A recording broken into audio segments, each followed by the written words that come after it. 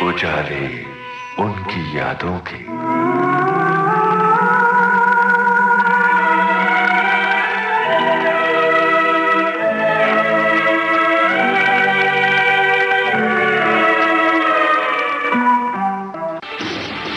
दोस्तों नमस्कार।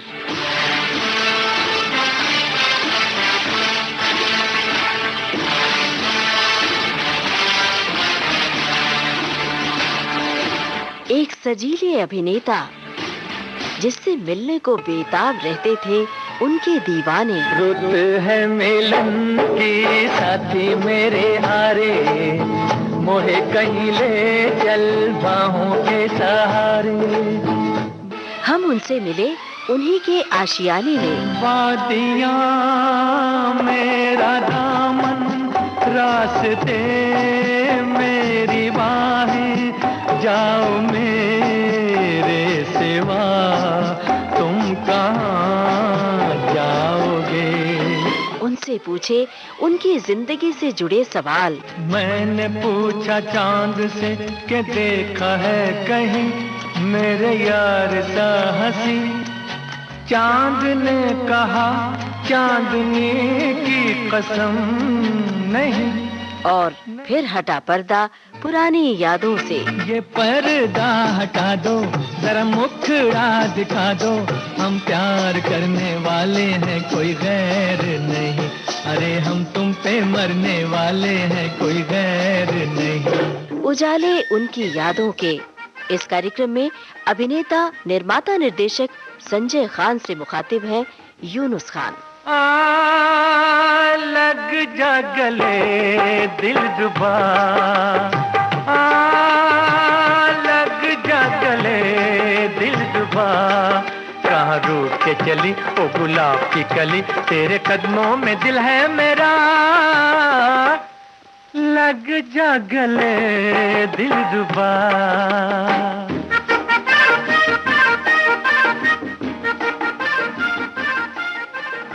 उजाले उनकी यादों के इस प्रोग्राम में आज हमारे साथ हैं जाने माने अदाकार, निर्माता और निर्देशक संजय खान साहब। पहले हम आपके सुनने वालों को स्वागत करेंगे। अस्सलाम वालेकुम, नमस्कार। नमस्कार संजय साहब, जरीन जी से आपकी मुलाकात वाला जो वाकया है वो बड़ा दिलचस्प है, वो हम सुनना चाहेंगे। जरीन जी के साथ मेरी मुलाकात जुहू बीच पे हुई थी। हालांकि हम पड़ोसी थे जुहू में। जब हम मरीन ड्राइव से यहाँ आ गए थे, हम जुहू में ठहरे हुए थे, जसावाला वाड़ी जहाँ अकबर साहब ठहरे हुए हैं अभी जी, वहाँ ठहरे हुए थे। और जरीन हमारी नेबर थी और हम देखते थे उसको। उनकी उम्र 13 थी, मुझे 16 साल की लगती थी, वो मेरी 18 की उम्र थी जी। तो जब कभी ये वहाँ से गुजरती थी, हमारे भाई वगैरह मिलके सीटी बजाते थे उनको देख के। हाँ, मार्च पास्ट। तो वो एक ऐसी तरह झलक ऊपर देखती थी और चली जाती थी। तो मैं कुछ नहीं कहता था, मैं सीटी वगैरह कुछ नहीं, मैं दिल में सोचता था ये नहीं, ये मेरी होके रहेगी। अच्छा, सीटी बजाने वालों में आप शामिल नहीं थे? नहीं। तो जरीन ने कहा कि इसीलिए मैंने आपको चुना था। और जुहू बीच वाला जुहू बीच में था कि भाई पहली बार मैंने देखा कि इनकी सहेली और ये दोनों जुहू बीच पे सैर करने गई हुई हैं। 11 बजे का वक्त था, सुबह सैटरडे था। हम भी उतर के आए स्विमिंग, हम तो स्विमिंग करते थे, जॉगिंग करते थे। मैंने स्विमिंग कॉस्ट्यूम में जॉगिंग करनी शुरू की और उनको पास किया। मैंने पास करके आगे ज़मीन पे मैंने लिख दिया हाय करके आगे बढ़ा। और जब वो मुड़ के वापस चली गई और जब मैं आया देखा हाय के बाजू था हाय, दूसरा एक हाय। क्या काफी फिल्मी स्टाइल है ये। तो फिर जब ये इनको देखा, मैं फिर जाके इनकी तरफ में बढ़ा और कहा कि हाउ आर यू, एंड ये फिर बातें हुई। और मुझे याद है कि मैंने उसी वक्त जरीन से कहा कि भाई देखो, मैं आपसे शादी करना चाहता हूँ। ये आपकी उम्र क्या है उस पर? 18। तो वो देखकर दंग रह गई, मेरी तरह ऐसे देखती रही। मैंने कहा मैं आपसे शादी करना चाहता हूँ। तो वो कहती है अगर मेरी फीलिंग ऐसी ही हो 1 साल के बाद आपके लिए, फिर मैं हाँ कहूँगी। क्या बात है।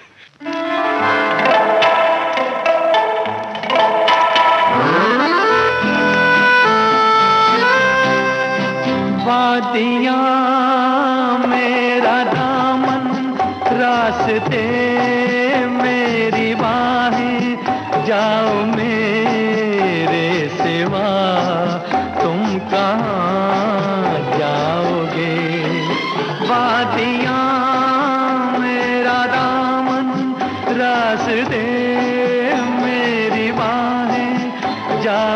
मेरे सिवा तुम कहाँ जाओगे। वादियाँ मेरा दामन,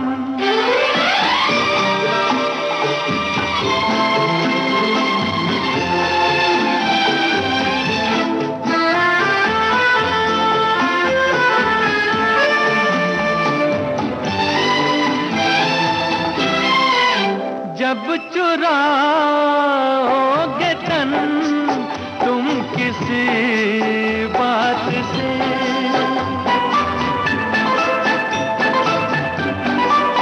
जब चुराओगे तन तुम किसी बात से, शाख गुल छेड़ देगी मेरे हाथ से। अपनी ही जुल्फ को और उलझाओगे। वादियाँ मेरा दामन, रास्ते मेरी बाहें, जाओ मेरे सिवा तुम कहाँ जाओगे। वादियाँ मेरा दामन,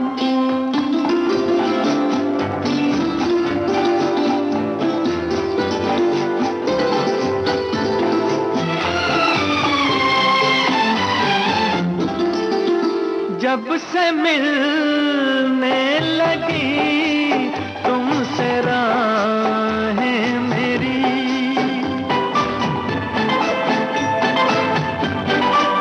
जब से मिलने लगी तुमसे राहें मेरी, चांद सूरज बनी दो निगाहें मेरी। तुम कहीं भी रहो तुम नजर आओगे। वादियाँ मेरा दामन, रास्ते मेरी बाहें, जाओ मेरे सिवा तुम कहाँ जाओगे। वादियाँ मेरा दामन। उसके बाद हम दोस्त बन गए थे। फिर रोज शाम को हम उनके साथ हाथ उनका थामे हुए जुहू बीच पर सैर करते थे। कौन सा गाना गुनगुनाते थे? आवारा तो डोमिनेंट सॉन्ग था मेरा। हमेशा वो मेरी फिलॉसफी वो जी जी, उसकी जो आवारा में फलसफा है उसमें बहुत अच्छा है, तो वो इंस्पिरेशन था। खैर मैं हमेशा बड़ा सोचता था, तो मैं हाथ थामे कहता था कौन सा घर पसंद है आपको, हालांकि जेब में 10 रुपए नहीं होते थे। तो वो कहती थी, वो एक छोटा सा घर दिखा, कहती ये ठीक रहेगा जी। मैंने कहा ये बहुत छोटा है, तो इससे थोड़ा बड़ा देखो। तो इसी जहाँ हम ठहरे हुए हैं वो सामने वाला एक बड़ा घर था, तो वो बोलती वो मैंने कहा नहीं वो भी छोटा है, उससे हम बड़ा करेंगे एक दिन। तो इसी तरह से पता नहीं वो क्या था कि ज़िंदगी में अच्छा ही हुआ। और हम फिल्म प्रोडक्शन से हम आए टेलीविज़न में हमने सोर्ट ऑफ टिप्पू सुल्तान बनाया। और टिप्पू सुल्तान में तो बहुत बड़ा हादसा हुआ कि फायर एक्सीडेंट हुआ हमारा, जी जी, जिसमें फिल्मी तारीख में कहीं भी ऐसा नहीं हुआ कि 52 आदमियों की ज़िंदगी गई थी, उसमें जी डेथ हुई थी। एक ही लम्हे में एक स्टूडियो फायर हुआ था, मुझे याद है 8 फरवरी 1989 में 8 फरवरी 9 बजे नवा लखनवी के साथ में बाहर चाय पीते हुए दूसरे दिन के डायलॉग्स पर हम बैठे हुए थे। इतने में भगदड़ अंदर हुई, तो मैं प्याली नीचे रखा और दौड़ते हुए अंदर गया। वो बड़ा दरवाज़ा बंद था, छोटे दरवाजे में दाखिल हुआ जी। और अंदर देखा जो मंजर, मुझे घबरा गया। मैं लेफ्ट पे इतनी बड़ी फायर और ऊपर छत पे। फर्स्ट कमांड मुझे याद है, मैंने कहा कि दरवाजे खोलो। दूसरा कहा फायर ब्रिगेड को फ़ोन करो। तीसरा कमांड में एक लड़का था, वो फायर वाला ऐसे ऐसे कर रहा था, फायर को झटक रहा था। मैंने कहा कूद जाओ, नीचे कूद जाओ, जल्दी कूद जाओ। इतने में एक पता नहीं एक धमाके की आवाज़, जैसे कि मेरे सर पे कुछ चोट लगी, मैं गिर गया। वो बाद में पता चला कि एक एक्सप्लोडिंग पेंट का डब्बा था जो मेरे सर पे लगा और 9 महीने सुराख था। बाकी सब हिस्ट्री है मेरी सर्वाइवल की। मैं पहले 2 महीने कोमा में था जी। उसके बाद अप्रैल में जब होश आया तो उस वक्त सेप्टोसीमिया हो गया था। ये क्या होता है सर? खून में पॉइजनिंग। तो ये नामुमकिन था मुझे, और उस ज़माने में याद है मुझे कि डॉक्टरों ने कहा था 15% माइनस चांस है। ये जो है मेरी सर्वाइवल एक मौजूज़ा है, एक करिश्मा है। तो खैर 8 महीनों के बाद कई सर्जरीज हुई और उसकी तफसील में जाना नामुमकिन है इस वक्त, लेकिन जो मैंने बर्दाश्त किया है, और एक हमारे पंडित जी थे उन्होंने फोरकास्ट किया था कि मेरी इस उम्र में एक्सीडेंट होगा, हुआ है। मैंने बताया था देखिए आपको सरवाइव करना है, ये दोबारा टिप्पू सुल्तान मत बनाइए, आप अगर दोबारा बनाओगे, क्योंकि मुझे ख़त्म करनी थी पिक्चर, कि आपकी मृत्यु हो जाएगी, आप मर जाएंगे, आपका इंतकाल हो जाएगा। मैंने कहा कि देखिए पंडित जी, ज़िंदगी में जो मैंने बेड़ा उठाया उसको ख़त्म करना ही है। तो मैं हॉस्पिटल गया अमेरिका, 5 महीनों के बाद वापस आया। फरवरी 90 में ये हाल था मेरा कि बाएं हाथ की सर्जरी के लिए मुझे 13 घंटे की सर्जरी हो रही थी। तो उस वक्त मेरा जितना मेरा जोश और जितनी करेज थी और जितनी स्ट्रेंथ थी, विल पावर था, ज़रा टूटना शुरू हुआ। साल भर हो चुका था। हाँ, टूटना शुरू हुआ था और मुझे स्ट्रेचर पर ले जा रहे थे ऑपरेटिंग थिएटर में। मैंने कहा अल्लाह, मैंने ज़िंदगी बहुत देखा है, अभी क्या जीना है, मेरा शबाब गया है, रंग रौनक उड़ गई है, क्या है। तो इतने में सामने मेरे व्हील चेयर पर एक अमेरिकन लेडी, उसके दोनों पैर कटे हुए थे, दोनों हाथ कटे हुए थे, उसकी आंखों में कोई एक्सप्रेशन नहीं था, जैसा कि किसी चीज़ को देख रही है, जैसा कि वो पीछे देख रही है अपनी ज़िंदगी। और उसको देखकर मैंने कहा कि देखिए, कम से कम मैं उससे तो बेहतर हूँ, ये अल्लाह का इशारा है, मुझे हिम्मत नहीं छोड़ना है। तो इसी तरह से मैं अपने अल्लाह में बहुत यकीन रखता हूँ और हिम्मत दोबारा, जोश मेरे में आया, ऑपरेशन सक्सेसफुल हुआ। सबसे बड़ी हैरत की बात है कि 13 महीनों के बाद जब मैं अपनी शक्ल दिखी आईने में, तो मैंने कहा है कि मैं टिप्पू कैसे कर सकता हूँ। वो जो शुरू में जो दिखा रहे थे 22 एपिसोड तक, 21 एपिसोड तक मेरे वो जो पायलट एपिसोड के शॉट्स थे टाइटल्स में, मैंने वाइफ से कहा नहीं होगा, देखिए। तो वाइफ ने कहा नो, लोग आपका ही इंतज़ार कर रहे हैं, टिप्पू आप हैं।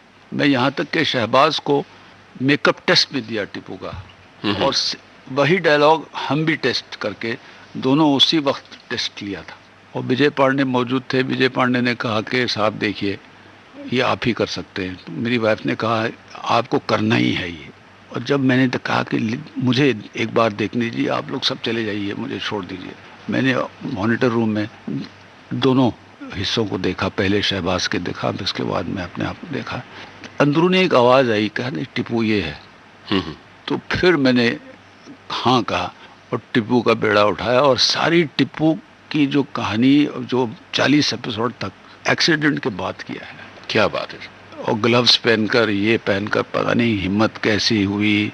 और ये मेरा पैर उस ज़माने में तो 50% नम था, अभी भी थोड़ा नम है जी। और घोड़े की रकाब ग्रिप में नहीं आती थी, समझ में नहीं आता था कि रकाब में पैर है या नहीं। और वो चार्जिंग करना, और जो मैंने तकलीफ़ें उठाई, ये बहुत बड़ी बात है। और एक मैं हिम्मत के लिए एक नसीहत दूंगा लोगों को, अपने आप को टेस्ट करना है। जो पहली बार जून का महीना में बैठा हूँ, वो सफ़ेद घोड़ा नाचते हुए खड़ा हुआ मेरे लिए, और कैवलरी चार्ज है, डुप्लीकेट तैयार है मेरा, लेकिन मैंने कहा आज ये मैं राइड करूँगा। अगर आज मैं राइड नहीं करूँगा तो फिर ज़िंदगी तमाम मेरी ख़त्म हो जाएगी और मैं जी नहीं सकूँगा, ज़िंदा नहीं रहूँगा। तो मैंने वाइफ से कहा कि मैंने करना है। तो उन्होंने मेरी आंखों में देखा कि मैंने इरादा पक्का किया है। उन्होंने कहा ठीक है, लेकिन हो संभाल के। और जब मुझे घोड़े पर उन्होंने बिठाया वगैरह, तो तलवार हाथ में दी, रेंज हाथ में पकड़े, दूर से फ्लैग हुआ, फिर वो तोपों का गरजना शुरू हुआ, एक घोड़े का नाचते हुए आगे गया। मुझे ऐसा लगा सब स्लो मोशन में, कैसे ख़त्म हुआ मुझे याद नहीं है। क्या कि कैमरे के पास से मैं गुजरते हुए तलवार को मैंने आहिस्ते से ज़मीन पे गिरा दिया, ताकि पीछे से 150 घोड़सवार ने से और ये लेते हुए कहीं उनको ना लग जाए तलवार। उसके बाद मुझे हिम्मत हुई, उसके बाद मुझे ये महसूस होना शुरू हुआ कि मैं ज़िंदगी का मुकाबला कर सकता हूँ। क्या बात, वाह। अगर उस दिन मैं वो घोड़ा नहीं चलाता, शायद कभी कुछ नहीं कर पाता। मैंने सक्सेसफुली टिप्पू ख़त्म किया। उसके बाद जय हनुमान ख़त्म किया, 1857 ख़त्म किया, और भी चीज़ें ख़त्म की। होटल 5 स्टार्स, बहुत बड़ा शानदार होटल बेंगलोर में बनाया, और जो नामुमकिन चीज़ें की मैंने ज़िंदगी में, जो यार ये नहीं कि कोई दूसरा नहीं कर सकता, लेकिन जिन हालात से मैं गुजरते हुए, टिप्पू में तो हम कम्प्लीटली बर्बाद हो गए थे, हमारे पास कुछ नहीं था एक्सीडेंट के बाद। इतने सेटलमेंट्स, इतने केसेस और इतने क्या नहीं हुए। खैर, होटल बना, ज़िंदगी सेटल हुई, बच्चे हुए, पोते हुए, नवासे हुए, नवासियाँ हुई। जुलाई 27 मेरा हेलीकॉप्टर क्रैश हुआ 800 फीट से। ये भी न्यूज़ काफ़ी है, उसके भी आपने सुना होगा जी। तो वो हमने सरवाइव किया, और उन दिनों में 5 हेलीकॉप्टर क्रैश हुए थे, 5 हेलीकॉप्टर के फेटल एक्सीडेंट से एक ही हेलीकॉप्टर था जो हम बचे। 800 फीट के ऊपर से उसकी दुम ही टूट गई थी। तो मैंने सोचा कि अल्लाह ने मुझे कुछ अच्छे काम के लिए पैदा किया है और अच्छे काम करना है। तो मेरे वालिद साहब की और मेरी वालिदा की जो बातें थी हमेशा हमें याद आती रहती हैं कि मदद करो लोगों की। सनी साहब, ये इतने खतरनाक हादसे के बारे में और जिंदगी की जद्दोजहद के दौर के बारे में आपने बताया इतनी तफसील से, मुझे इस पूरे दौरान एक गाना लगातार याद आ रहा था, अब्दुल्ला का। आप समझ सकते हैं कौन सा गाना है वो? हाँ, मैंने पूछा चांद से। तुम्हारे आने से पहले मैं हमेशा सोचती हूँ तुमसे ये कहूंगी, वो कहूंगी, दिल की किताब खोलकर सामने रख दूंगी, लेकिन जैसे ही तुम सामने आते हो तो सब भूल जाती हूँ, सिर्फ तुम्हें देखती रह जाती हूँ। मोहम्मद, तुम्हारी जुदाई का एक एक पल सदियों से बढ़कर महसूस होता है। इस जुदाई की दीवार को गिरा दो, मुझे ले जाओ यहाँ से, चाहे अपनी कनीज बनाकर रखो अपने कदमों में।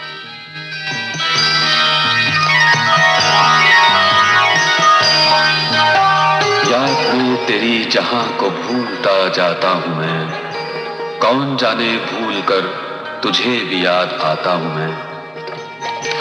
हाय अल्लाह।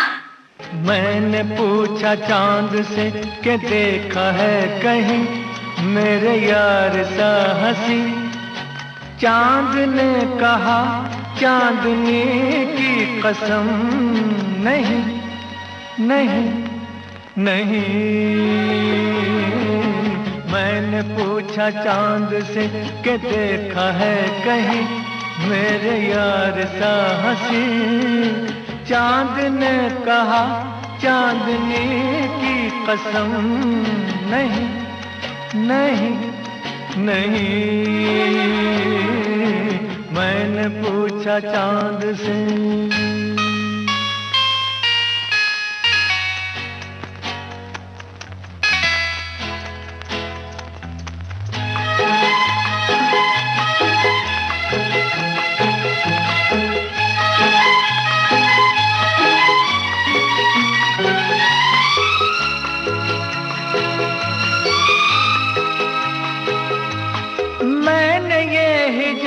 तेरा ढूंढा हर जगह, शवाब तेरा ढूंढा, कलियों से मिसाल तेरी पूछी, फूलों में जवाब तेरा ढूंढा।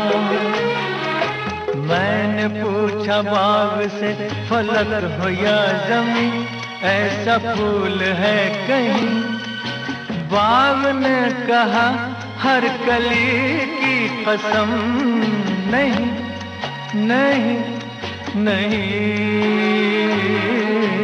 मैंने पूछा चांद से।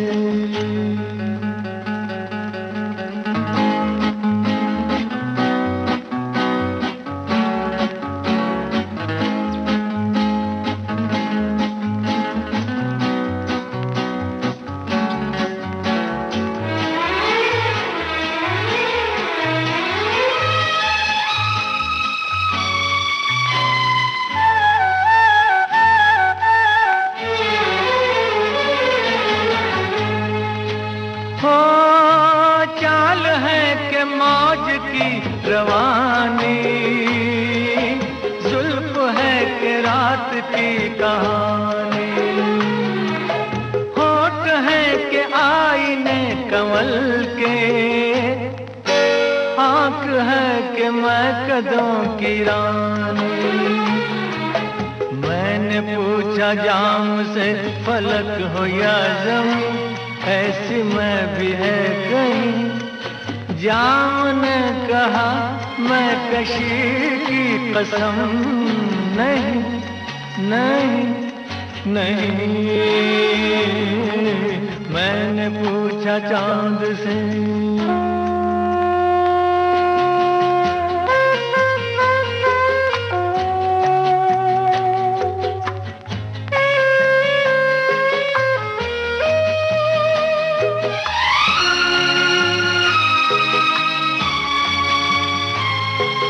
खूबसूरती जो तूने पाई, लुट गई खुदा की बस खुदाई। मीर की गजल कहूँ तुझे मैं, या कहूँ ख़याम की रुबाई। मैं जो पूछूं शायरों से ऐसा दिल नशी, कोई शेर है कहीं। शायर कहे शायरी की कसम, नहीं नहीं नहीं। मैंने पूछा चांद से कि देखा है कहीं मेरे यार सा हंसी।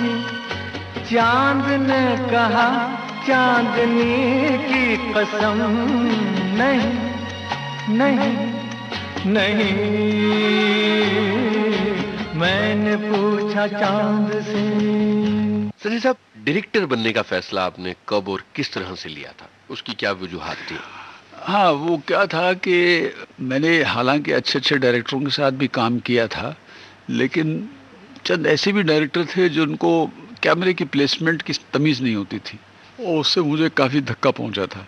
तो फिर मैंने कहा इनके साथ काम करने के बजाय हम खुद क्यों ना बनाएं फिल्म। इसीलिए मैंने फिल्म बनाने का ये इरादा किया, और पहली फिल्म थी। मैं चांदी सोना का राइटर भी था, डायरेक्टर भी था, प्रोड्यूसर भी था, और एक्ट भी किया था उसमें। कितना मुश्किल रहा था ये? नहीं, बहुत मुझे मज़ा आया काम करने में, और पिक्चर अच्छी बनी थी। और पिक्चर आज भी देखिए तो ऐसे लगती है कि ताज़ा है जी। तो फिल्म बहुत चली थी वो फिल्म, और नाम भी काफ़ी हुआ था। उसके बाद मैंने एक दूसरी फिल्म बनाई, अब्दुल्ला जी। ये इसका स्टोरी आइडिया और ये किस तरह से शुरू हुई थी? मैं हमेशा हमारी परवरिश जो है ऐसे ख़ानदान में हुई थी जहाँ secularism, national integration, communal harmony, इस तरह की चीज़ें हमने सीखा है। तो अब्दुल्ला की जब कहानी मैंने सुनी तो उसमें क्या था कि नेशनल इंटीग्रेशन, कम्युनल हार्मनी थी। बिल्कुल। तो हर पिक्चर में मेरी कुछ न कहीं मेरे कम्युनल हार्मनी, नेशनल इंटीग्रेशन होता है। तो मुझे कहानी बहुत पसंद आई, तो इसीलिए मैंने अब्दुल्ला बनाने का इरादा किया, और अच्छी फिल्म बनी और काफ़ी भी चली फिल्म। रेगिस्तान और वो सब कितना मुश्किल था इस फिल्म को शूट करना आपके लिए? बहुत मुश्किल था। 2 सीज़न हमको कैच करने थे, क्योंकि एक सीज़न में नहीं होता था, क्योंकि विंटर के सीज़न में ही शूट करना पड़ता था। और 2 विंटर हमने इंतज़ार करके शूट किया, लेकिन पिक्चर अच्छी बनी। काफ़ी उससे हमको रिटर्न्स भी मिले, शोहरत भी हुई, और अवार्ड्स भी मिले, काफ़ी एक्सपीरियंस भी बढ़ा, और यादें भी राज कपूर की ताज़ा हैं आज तक। ला इलाहा इल्लल्लाह। बाबा, तुमने तो नमाज पढ़ ली, मुझे क्यों नहीं पढ़ने देते? ये हमारी नमाज है बेटा, तुम्हारी नमाज हमारी नमाज से अलग है। क्यों अलग है बाबा? इसलिए कि तेरा मेरा मजहब अलग है। मजहब क्या होता है? जो इंसान को सच्चाई का रास्ता दिखाए। सच्चाई क्या होती है? जो झूठ ना हो, गुनाह ना हो। गुनाह क्या होता है? जो खुदा के कानून के खिलाफ होता है। लेकिन कानून क्या है? अरे बेटे, इतना सब तो मैं नहीं जानता, बस इतना जानता हूँ कि तू हिंदू है और मैं मुसलमान हूँ। तेरी मेरी नमाज अलग है। तो क्या हमारी खुदा भी अलग अलग है? नहीं, खुदा तो एक है बेटा, जिसने इस दुनिया को बनाया है। उस तक पहुंचने के रास्ते अलग हैं। लेकिन ऐसा क्यों बाबा? वो मुझे नहीं मालूम। तू क्या सुन रही है? देख लेना बुढ़िया, इस मुसलमान बाप का ये हिंदू बेटा एक दिन ऐसा नेक इंसान बनेगा जो मजहब की बेतुकी दीवारों को तोड़ के हर एक के दिल में प्यार के चिराग रोशन करेगा। उसके बाद मैंने एक फिल्म बनाई थी काला धंधा गोरे लोग, जिसमें अनुपम खेर को मैंने, उसकी दूसरी फिल्म थी जिंदगी की। जी जी। उससे पहले सारांश किया था उन्होंने जी। और जब मैंने बुलाया इस रोल के लिए, उन्होंने कहा कि बहुत हैरत हुई कि भाई मैं कैसे करूँगा ये रोल, मैं विलन थोड़ी लगता हूँ। मैंने कहा विलन लगने की ज़रूरत नहीं, विलन कारनामों से होता है। तो उन्होंने बहुत अच्छा काम किया उसमें, अच्छा लगा मुझे उनके साथ काम करके, और फिल्म भी अच्छी बनी है, फिल्म वो भी सक्सेसफुल गई। और उसके बाद मेरा एक्सीडेंट हुआ था टिप्पू का जी, इसीलिए मैं फिल्मों की तरफ तवज्जो नहीं दिया उसके बाद, क्योंकि एक्सीडेंट के बाद कुछ मेरी प्रायोरिटीज़ बदल गई थी। जी। टीपू सुल्तान जो सीरियल था वो आपकी ज़िंदगी का एक बहुत ही एम्बिशियस प्रोजेक्ट था, वो किस तरह से आपके जहन में आया था? वो प्रोजेक्ट किस तरह शुरू हुआ था? टिप्पू सुल्तान जो है, मैं मैसूर से हूँ और जहाँ टिप्पू सुल्तान की पैदाइश हुई थी वो देवनहल्ली में हुई थी, और मेरी पैदाइश बेंगलोर ईस्ट में हुई थी जी। वो 30 किलोमीटर की दूरी पर है। और बचपन से ही जब हम स्कूल के बच्चे जाते थे वहाँ, श्री रंगापटना वो टूरिज़्म दिखाते थे कि भाई ये टिप्पू सुल्तान की डेथ यहाँ हुई थी, अंग्रेज़ों ने यहाँ हमला किया था वगैरह। तो उस वक्त से ही मैं टिप्पू सुल्तान का शैदाई हूँ। और एक दिन हम जब दिल्ली जा रहे थे, बॉम्बे एयरपोर्ट में एक किताब पर मेरी नज़र पड़ी, the sword of Tipu Sultan, written by Bhagwan Gidwani. जी जी। तो वो देखा मैंने, उसमें देखा प्रीफेस में सब लिखा था कि भगवान गिदवानी कराची के हैं और हिंदू महासभा लीडर है, उनके फादर हैं। तो मैंने सोचा कि शायद ये कुछ टिप्पू पर अटैक होगा, पढ़ते हैं। मैं हैरत हुई मुझे किताब पढ़ के कि उन्होंने असलियत टिप्पू सुल्तान की हिस्ट्री इतनी खूबसूरती से बयान किया कि इतने हुब्बे वतन थे और कितने बड़े लीडर थे और कितने बड़े जनरल थे और कितने बड़े एक पेट्रियट थे। तो इससे मुझे इंस्पिरेशन हुई और मैंने कहा कि टिप्पू सुल्तान बनाएं, और मैंने बनाकर उसको उस पैमाने पे बनाया जैसा कि फिल्म फॉर्मेट में, ऐसा नहीं लगा कि जैसा कि टेलीविज़न फॉर्मेट में। काफ़ी भव्य था, काफ़ी अजीमुशान था। वो ज़रूरी था। और मुझे इस बात की एक सेटिस्फेक्शन मिली कि ये सारी दुनिया भर में टिप्पू सुल्तान मशहूर था। और जब इंग्लैंड में चैनल 4 पर चल रहा था कि दूसरे अमेरिकन जो सीरियल्स थे, इंग्लिश सीरियल से भी बढ़कर टीआरपी थी इसकी। जी। संजय साहब, सत्येन बोस के अलावा देवेंद्र गोयल के साथ आपकी बहुत सारी फिल्में हैं, उनसे जुड़ी कुछ यादें बातें? दोस्ती के सक्सेस के बाद देवेंद्र गोयल ने मुझे साइन किया था एक फिल्म 10 लाख में जी, और उसकी हीरोइन थी माला सिन्हा। तो पता नहीं क्या हुआ कि माला सिन्हा ऑप्ट कर गई आउट, और उन्होंने बबीता को ले लिया उसमें जी। और गोयल साहब के मेरा अच्छा बना, शुरू में मिलते ही उन्होंने कहा मैं 3 पिक्चर आपके साथ करूँगा। तो मैंने कहा ठीक है। तो आज तक मेरा उनके साथ कभी कॉन्ट्रैक्ट उनकी कंपनी का नहीं, ज़बानी था और अपने ज़बानी पूरी निभाई। तो 10 लाख और एक फूल दो माली और धड़कन जी, तीनों मैंने फिल्म कंप्लीट किए। और देवेंद्र गोयल नहायत ही शरीफ और एक बहुत अच्छे इंसान थे, टैलेंटेड डायरेक्टर थे, और मेरी अच्छी बनी उनके साथ, और मैं हमेशा उनके साथ वफादारी से काम किया था। एक फूल दो माली में बलराज साहनी के साथ काम करने का मौका मिला था। हाँ। बलराज साहनी से जुड़ी कुछ यादें हमारे साथ बांटिए। हाँ, बलराज साहनी तो बहुत ही नहायत ही शरीफ और एक लाजवाब इंसान थे। उनके साथ मैं क्या बताऊं, वो एक घरेलू इंसान थे और पड़ोसी भी थे जी। और एक बार एक ऐसी कलाबाजी की हरकत थी जो कहते थे नामुमकिन है। तो मैंने वो कलाबाजी कहा कि मैं कर सकता हूँ, तो उन्होंने मुझसे शर्त ली। तो मैंने कहा शर्त मत लीजिए, आप हार जाएंगे। तो उन्होंने कहा नहीं, इम्पॉसिबल, ये कलाबाजी आप नहीं कर सकते, मैं डिटेल नहीं बता सकता वो। अच्छा जी। तो वो करके दिखाया, वो हार गए। तो तो लेकिन बलराज साहनी जो न सिर्फ एक फूल दो वाली में बल्कि मेरे साथ दामन और आग में भी उन्होंने काम किया था, और एक तीसरी फिल्म भी थी, 3 फिल्मों में काम किया था उन्होंने मेरे साथ जी जी।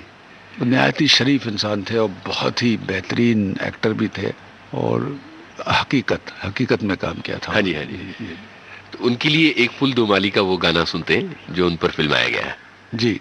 हैप्पी बर्थडे जी। ओ नन्हे से फरिश्ते, तुझसे ये कैसा नाता, कैसे ये दिल के रिश्ते। ओ नन्हे से फरिश्ते, तुझसे ये कैसा नाता, कैसे ये दिल के रिश्ते, ओ नन्हे से फरिश्ते। Happy birthday to you, happy birthday to you, happy birthday to you. तुझे देखने को तरसे क्यों हर घड़ी निगाहें,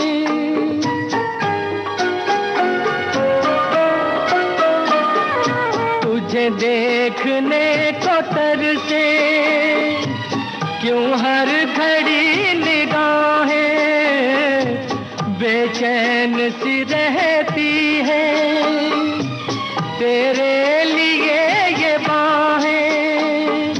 मुझे खुद पता नहीं है मुझे तुझसे प्यार क्यों है, ओ नन्हे से फरिश्ते, तुझसे ये कैसा नाता, कैसे ये दिल के रिश्ते, ओ नन्हे से फरिश्ते।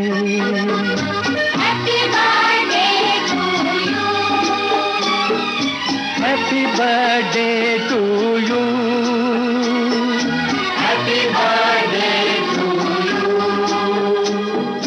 नाजुक सा फूल है तू किसी और के चमन का,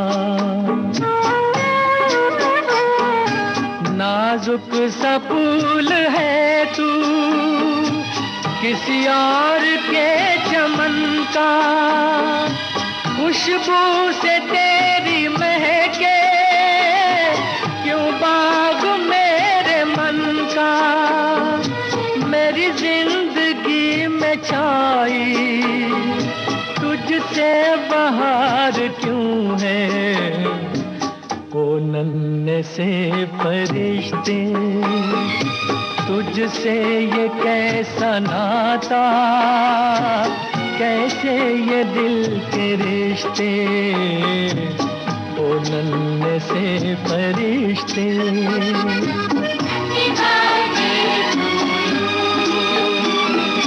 हैप्पी बर्थडे टू यू,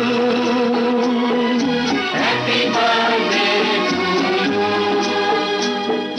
तू कुछ नहीं है मेरा, फिर भी ये तड़प कैसी, तुझे देखते ही हूँ मैं उठती है क्यों लहर सी, हर वक्त मुझको रहता तेरा इंतजार क्यों है, ओ नन्हे से फरिश्ते, तुझसे ये कैसा नाता, कैसे ये दिल के रिश्ते, ओ नन्हे से फरिश्ते।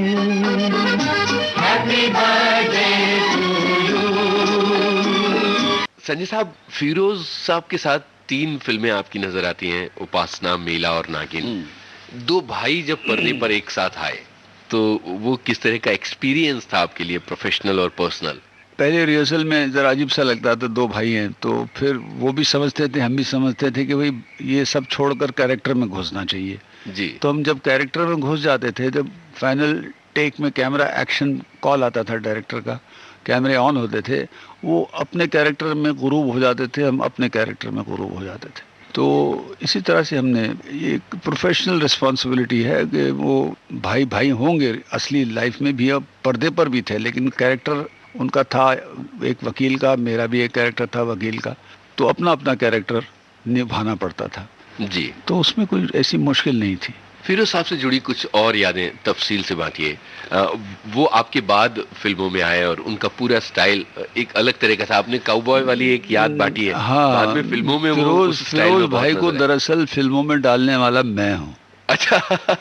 वो जा रहे थे जर्मनी इंजीनियरिंग पढ़ने के लिए और मेरा एक दोस्त बना था देवेंद्र चड्ढा, वो जो बहुत मशहूर एक्टर शाम करके थे एक ज़माने में, जी, उनका कज़न था। और देवेंद्र चड्ढा का भाई जो था कैमरामैन था फिल्मिस्तान में। और उन्होंने मुझसे कहा कि भाई एस मुखर्जी साहब जो हैं, वो ज़माने में बहुत बड़े प्रोड्यूसर थे फिल्मिस्तान के, फिरोज़ भाई को कहीं देखा है किसी रेस्टोरेंट में, और वो तलाश के लिए सबको कहा है कि ढूंढो ये लड़के को कहाँ है। तो ये फिरोज़ को जानते हैं आप? तो मैंने कहा वो मेरा भाई है। तो वो बड़े खुश हुए, कहे कि भाई देखिए ऐसी सी बात है। तो फिर मैंने अपने भाई से कहा, मेरी बहन से कहा कि ऐसी बात है, मुखर्जी साहब तलब कर रहे हैं मिलना। और फिरोज़ भाई को हमने कहा कि भाई ऐसी सी बात है। तो हंसने लगे, क्या बकवास करते हो, ये हिंदी फिल्मों में हम काम करेंगे, ये लड़का लड़की पेड़ के पीछे आसपास एक दूसरे को चेस कर रहे हैं, ऐसे ऐसे मैं फिल्म नहीं करूँगा। वो ज़रा अमेरिकन फिल्म ज़्यादा पसंद करते थे, कॉवबॉय वगैरह। जी जी। तो मैंने कहा देखिए आप मिल तो लीजिए एक बार।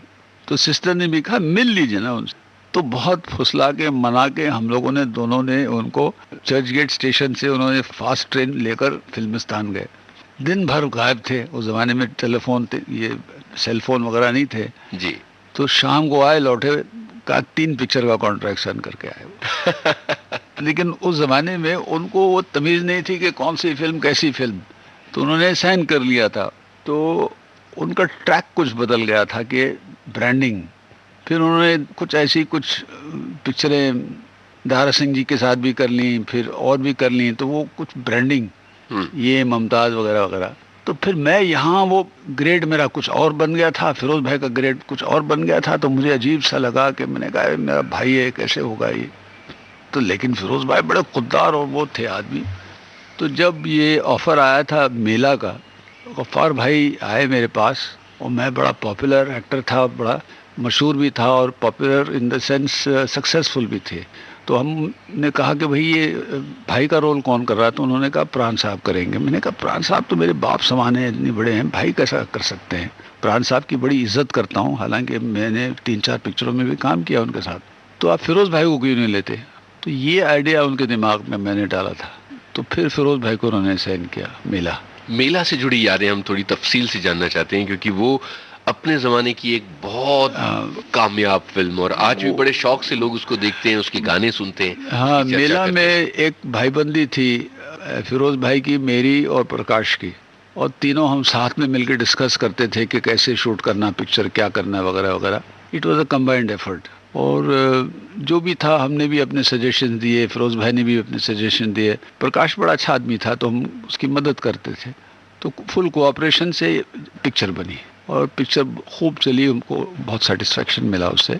और उसके बाद मोहन बिजलानी आए थे मेरे पास, मुझे साइन कर रखा था। उन्होंने कहा कि मुझे उपासना बनानी है, फिरोज़ भाई से मेरी बात करा के साइन करवा दीजिए। मैंने कहा ठीक है।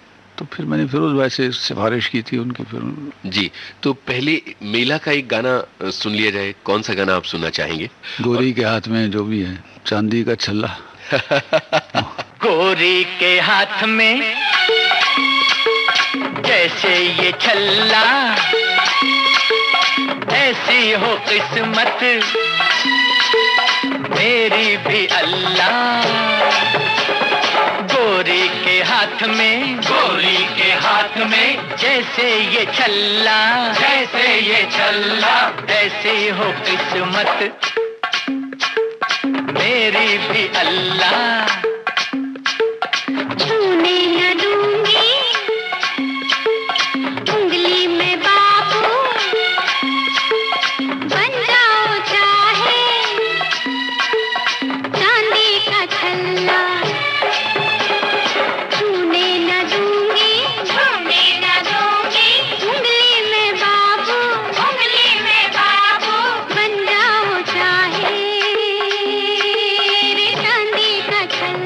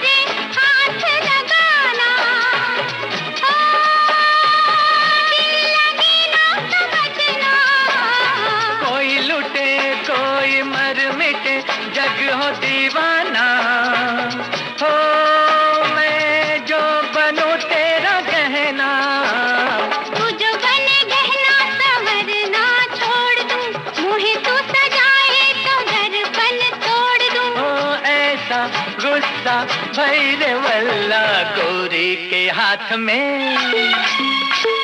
जैसे ये छल्ला, ऐसी हो किस्मत तेरी भी अल्लाह।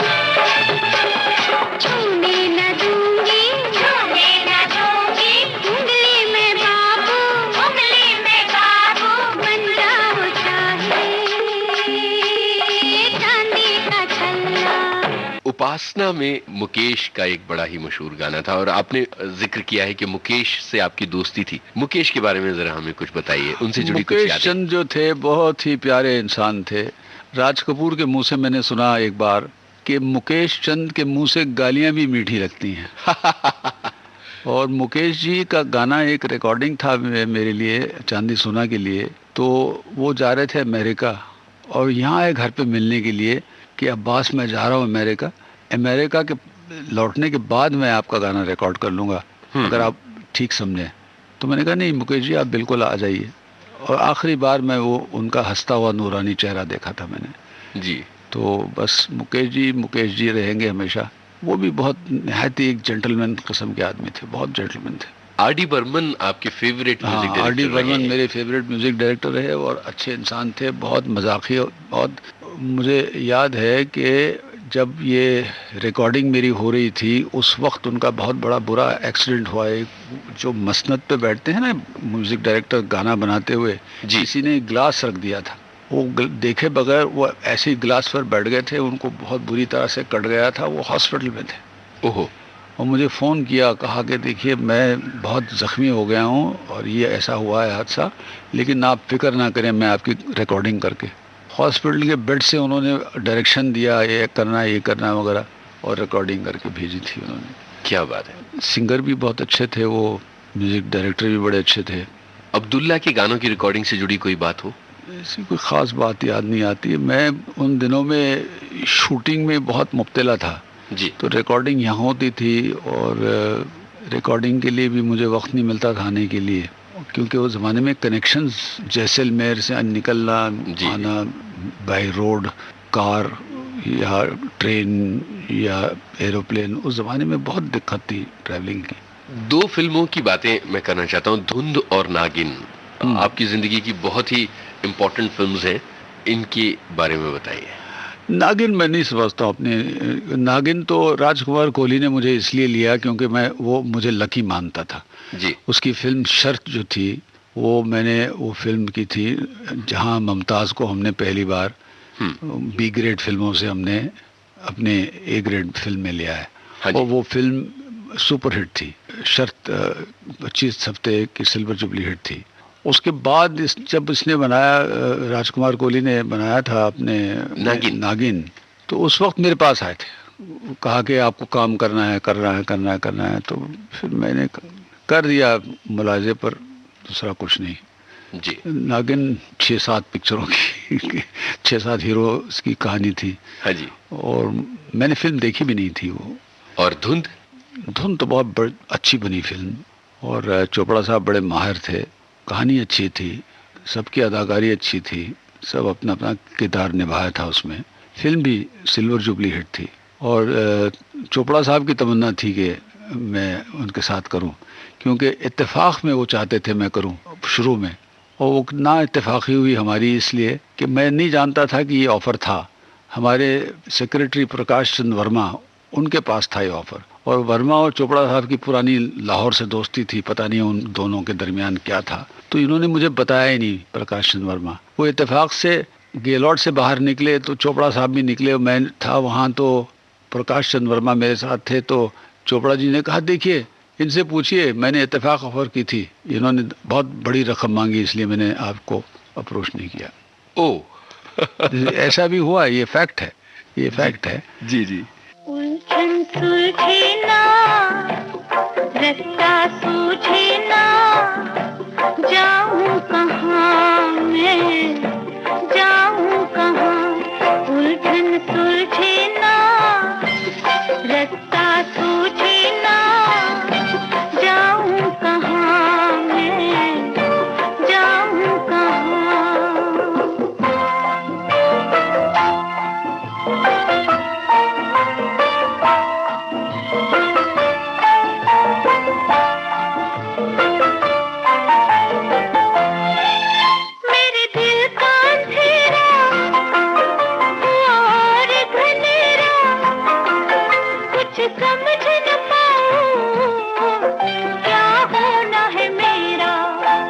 खड़ी दो राहें पर, ये पूछूं घबरा कर।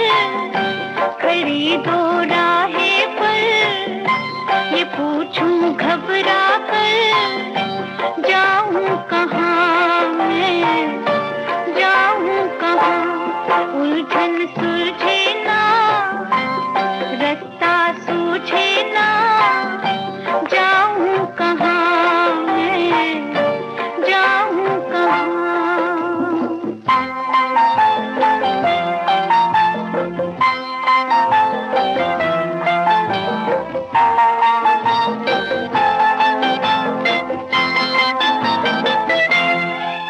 जो सांस भी आए, तन चीर के जाए, इस हाल से कोई किस तरह निभाए।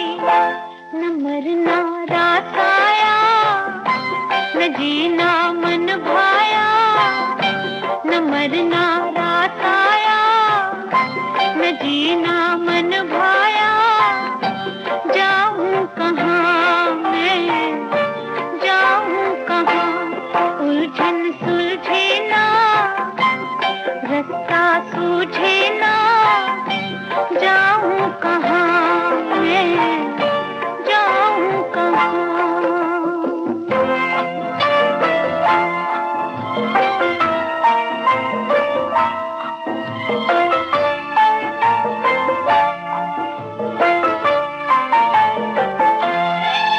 रुत हम के गले ना, कोई आस भले ना।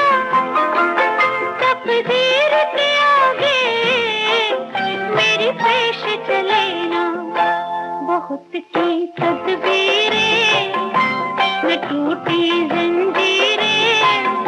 बहुत की तदबीरें, न टूटी जंजीरें। जाऊं कहाँ। और दूसरी फिल्म एक हाथी मेरे साथी, वो मैं माधवी की शूटिंग कर रहा था वहाँ अपने साउथ मद्रास में। वहाँ पे चिन्नप्पा देवर जो है मेरे पास आके सुबह से शाम तक बैठे रहते थे, एक थैली में 3 लाख रुपए लेकर कैश। तमिल में बोलते थे और मैं भी कुछ तमिल बोल सकता था। कहते थे कि तुम मेरी पिक्चर में काम करो। तो मैंने कहा कि मेरे पास 1 साल डेट नहीं है। तो बोले नहीं, आप मुझे फौरन डेट दीजिए, पूरा पैसा मैं दे देता हूँ। तो फिर यहाँ चले आए घर। तो फिर मैंने उनसे कहा देखिए मैं कर नहीं सकूंगा आपकी पिक्चर, क्योंकि मैं डेट दे चुका हूँ, डेट कैंसिल करना तो मेरे लिए हराम है। तो इस घर में बैठ के फिर मैंने काका से बात की टेलीफोन पर, राजेश से। तो राजेश से मैंने कहा कि देख काका, ये पिक्चर ऐसी है और कैश दे रहा है ये, और मेरी मजबूरी है, अगर तुम मुनासिब समझो। बिकॉज मैं काका से बहुत प्यार करता था, अच्छा आदमी था बहुत। तो मेरे पीछे ही था। मैंने वैक्यूम क्रिएट किया तो काफ़ी लोग आए, ये अमिताभ वगैरह है। मैं अपने आप को छोड़ दिया, अपने आप को। अच्छा। अपने आप को छोड़ दिया, फिल्म इंडस्ट्री में अपने आप को छोड़ दिया था। तो क्योंकि मैं फेडअप हो गया था, मैंने कहा कि मैं अपनी खुशियों को देखूंगा, मैं अपनी फैमिली को देखूंगा, ये क्या फिल्म इंडस्ट्री का रट लेकर क्या चलना आगे। तो तब चिन्नप्पा देवर इस घर से वहाँ गए, आशीर्वाद या जो भी, आशीर्वाद उस टाइम में नहीं था शायद जी, पता नहीं आशीर्वाद था, मुझे याद नहीं है। लेकिन काका को ये हाथी मेरे साथी, क्योंकि मैंने नहीं किया, उसने कहा क्या है, मैंने कहा कहानी का है। कहते हैं हाथी, घोड़ा, कुत्ता और आप। तो ये मुझे मेरी समझ में नहीं आया। मैंने कहा कि देखो, मैं काका से ये भी कहा था फोन पर कि देख ये कहानी है, कहता है हाथी, घोड़ा, कुत्ता और आप, तो आप लोग समझ लो, मैंने कहानी सुनी नहीं है, आप सुन लो। तो फिर बाद में तो बहुत सुपरहिट चली थी और लोगों ने कहा कि आपने क्यों दिया है। मैंने कहा छोड़िए इन बातों को, तो ये होता है इंडस्ट्री में। अपनी फैमिली के बारे में बताइए, जाहिद के बारे में, अपनी बेटियों के बारे में। मैं बहुत खुश नसीब हूँ, अल्लाह से मैं 5 वक्त की नमाज़ पढ़ के दुआ करता हूँ और शुक्रिया अदा करता हूँ, क्योंकि मैंने इतने अच्छे बच्चे, मेरी मिल्कियत, ये असली में मेरी मिल्कियत मेरी फैमिली है जी। मेरी वाइफ और मेरी 3 बच्चियाँ और मेरा बच्चा लड़का और मेरे दामाद और मेरी बहू और मेरे ग्रैंड चिल्ड्रन जितने हैं, मेरे 9 ग्रैंड चिल्ड्रन हैं इस वक्त, अल्लाह का शुक्र है जी। और सब बहुत से एक जहन नशीन हैं, माहिर हैं, पढ़े लिखे हैं, अभी भी फर्स्ट आते हैं, 95, 90 एक मेरी नवासी है वो इन्हें रोते हुए घर आई, बोले मुझे 97 आ गया था, बोले 98 होना था। अच्छा। 1% के लिए, यानी ऐसा है। तो माहौल हमने अच्छा रखा है, प्यार मोहब्बत है एक दूसरे के साथ, और मेरी सब लड़कियां बहुत अच्छा कर रही हैं। और जायद मेरे साथ कुछ, मेरे एक बहुत बड़ा बिजनेस है, मैं इस वक्त मुनासिब नहीं समझता हूँ कहना, वो मेरे साथ हैं उसमें। और जायद का मुस्तकबिल जो है, मैं समझता हूँ कि आएगा, उसका वक्त नहीं आया है जी। उसका वक्त आएगा ज़रूर, क्योंकि उसमें खूबियाँ हैं, बहुत सी खूबियाँ हैं जो एक्टरों में होनी चाहिए, और उसका वक्त नहीं आया है। जी। जब उसका वक्त आएगा ज़रूर, मैं समझता हूँ कि वो भी अपना झंडा गाड़ेगा। वो दिन आपके लिए कैसा था जब जायद की पहली फिल्म रिलीज हुई थी, या उससे पहले जब उन्होंने फिल्म साइन की थी? मैं नाखुश था, क्योंकि जायद जिद से अपनी फिल्मों को साइन किया। हमने कहा था कि सब्र करो, ये क्या 22 साल की उम्र में पहली पिक्चर साइन कर रहे हो, नहीं सर। मैंने कहा ठहरो। तो उन्होंने मेरी बात नहीं सुनी। वो सोच रहा था कि मैं भी अपने पैरों पे अपने बाप की तरह खड़े होकर अच्छा दिखाऊंगा। जी जी जी। अपने बाप का बेटा है ना, तो he wanted to stand on his own feet and he wanted to prove himself कि भाई सेल्फ मेड मैन थे। लेकिन जाहिर अभी खुश है, अभी ठीक ट्रैक पर है। मैंने कहा ना, उसका वक्त आएगा, ज़रूर आएगा। और हमारे ख़ानदान में एक है कि हम मैदान छोड़कर नहीं भागते, बिल्कुल, कभी नहीं छोड़कर भागते। हम लोगों की मदद करते हैं, सच्चाई हमारे साथ है। हम हमेशा हमारे बच्चों से कहते हैं कि एक चीज़ दिल में लेकर चलो, तो किसी भी ताकत दुनिया की सामना नहीं कर सकती, वो है सच्चाई। कहीं भी दाखिल हो तो सच्चाई लेकर, झूठ मत बोलो, किसी से पनाह की भीख मत मांगो। क्योंकि अगर दिल में सच्चाई है, अगर दिल में डर नहीं है, और आप सीधे हैं, ईमानदारी है, तो यही है खुदा की खूबसूरती। सही है। कैसा लगता है आपको अपने नाती और पोतों के साथ खेलना, और क्या कभी पुराने दिनों की बातें करते हैं? क्या उन्होंने आपकी फिल्में देखी हैं? हाँ, देखिए, तो वो पर्दे को देखते हैं, फिर मेरी तरफ देखते हैं, ये पर्दे को देखते हैं। तो ये खैर वो बात नहीं है, लेकिन बच्चों को जब मैं देखता हूँ, उनसे मिलता हूँ, खेलता हूँ, तो ये वक्त जो गुजर गया है, जब मैं पहली मुलाकात मेरी बेगम से हुई थी, जो इब्तिदा ये ख़ानदान की इमारत, उस पर तो एक अच्छापन भी महसूस होता है, एक खुशी भी महसूस होती है, और वक्त के गुजर जाने का एक अफसोस भी होता है कि कितना वक्त गुजर गया है, और उसके साथ जो फल मिला है इतना, वो उससे अल्लाह का शुक्र करते हैं कि बच्चे इतने अच्छे हैं। और बस हम अपना नहीं सोचते हैं, अभी उनका सोचते हैं कि भाई वो आगे बढ़े, फूले फलें और खुश रहें, इज़्ज़त पाएँ ज़िंदगी में। क्योंकि इज़्ज़त सबसे बड़ी, वालिद साहब का भी ये भी कहना था कि बेटा याद रखो, इज़्ज़त सबसे बड़ी अहम चीज़ है। पैसा आता है जाता है, लेकिन इज़्ज़त एक बार जाती है तो कभी नहीं आती। तो ये इन चीज़ों का मुझे बहुत ही एहसास है, और हम लेकर चलते हैं इस फ़लसफ़े को। जी, आज फिल्मों का जो दौर है वो बहुत बदल गया है, और जिस तरह की फिल्में आ रही हैं, जिस तरह का बिजनेस फिल्मों का है, उसके बारे में आपकी क्या राय है? देखिए, इसमें किसी का फॉल्ट नहीं है। फिल्म इंडस्ट्री में पॉइंट नंबर 1, टेक्निकली आज फिल्म इंडस्ट्री बहुत आगे बढ़ चुकी है बनिस्बत हमारे ज़माने से, और स्टोरी वाइज हम कहेंगे कि ज़रा घट चुकी है, स्क्रिप्टिंग घट चुकी है, एक्टिंग बहुत आगे बढ़ चुकी है, परफॉर्मेंसेस हमारे ज़माने से आज के ज़माने में परफॉर्मेंसेस बहुत बेहतरीन एक्टर्स हैं, डायरेक्टर्स भी बहुत अच्छे हैं, लेकिन वो पैकेजिंग नहीं हो पा रही है। मैं समझता हूँ सबसे बड़ी बुनियाद एक अच्छी कहानी, अच्छी फिल्म की स्टोरी होती है। जी। अगर स्टोरी सिलेक्शन में मार खाते हैं तो स्क्रिप्ट नहीं बनती, और स्क्रिप्ट जब नहीं बनती तो कैरेक्टराइजेशन, कैरेक्टर्स कैसे आप खड़े कर सकते हैं। तो इसीलिए हमारी फिल्म इंडस्ट्री को एक तवज्जो देनी चाहिए स्टोरीज पर, स्क्रिप्ट पर। मैं समझता हूँ कि हमारी फिल्म इंडस्ट्री का मुस्तकबिल बहुत अच्छा है, और एक दिन ये हॉलीवुड को भी पीछे छोड़ देगा, वक्त आएगा। लेकिन हम लोगों को स्टोरी और स्क्रिप्ट पे ज़रा मेहनत करनी पड़ेगी, क्योंकि हिंदुस्तान में ख़जाना है कहानियों का। जी। कल्चर हमारा इतना डीप है, 10,000 साल पुराना कल्चर है, सिविलाइजेशन है। अगर इससे हम खोज करके निकाल नहीं सकते कहानियाँ, तो बड़ी अफसोस की बात है। और ये अमेरिकन इन्फ्लुएंस जो हो रहा है, ये यूरोपियन इन्फ्लुएंस जो हो रहा है कल्चर का हमारे बच्चों पर, ये ठीक नहीं है। ये हम इसके बारे में कुछ सोच रहे हैं, लेकिन करेंगे, अभी इस वक्त बात नहीं कर पाऊँगा मैं, क्योंकि हम समझते हैं कि हर इंसान को, हर मुल्क को अपनी अहमियत को समझना चाहिए, अपनी हिस्ट्री को समझना चाहिए, अपने कल्चर को समझना चाहिए।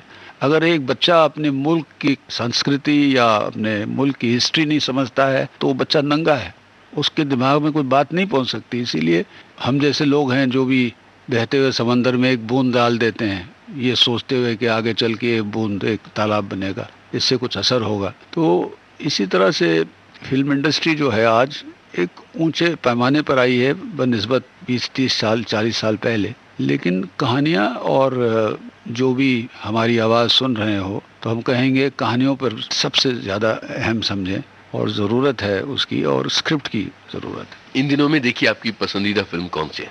हिंदी या इंग्लिश? दोनों बताएं। इंग्लिश तो हर हफ्ता देखते हैं, भूल जाते हैं कौन सी है। हिंदी फिल्म तो बहुत मुद्दत हुई फिल्म देखे हुए, मुझे याद नहीं आ रहा।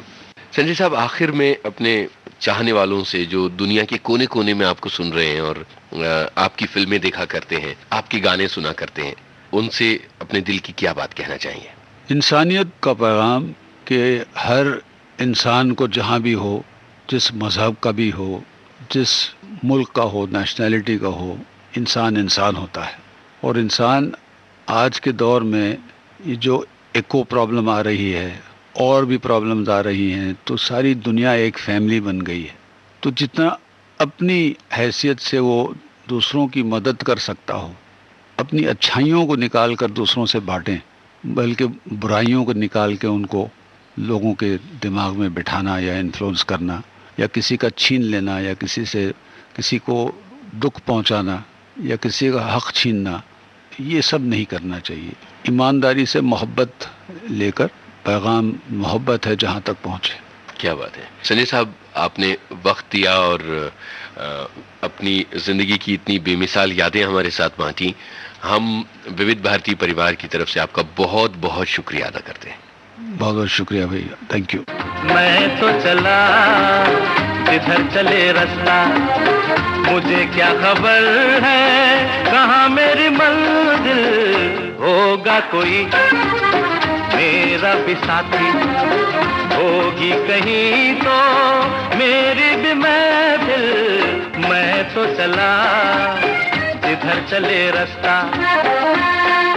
उजाले उनकी यादों के इस कार्यक्रम में अभिनेता, निर्माता, निर्देशक संजय खान से मुखातिब थे यूनुस खान, रिकॉर्डिंग इंजीनियर प्रदीप शिंदे और जेटी महाजन।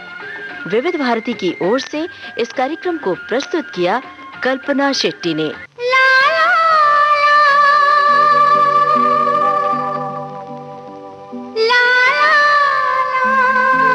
तो अब मिलेंगे अगले हफ्ते। उजाले उनकी यादों के।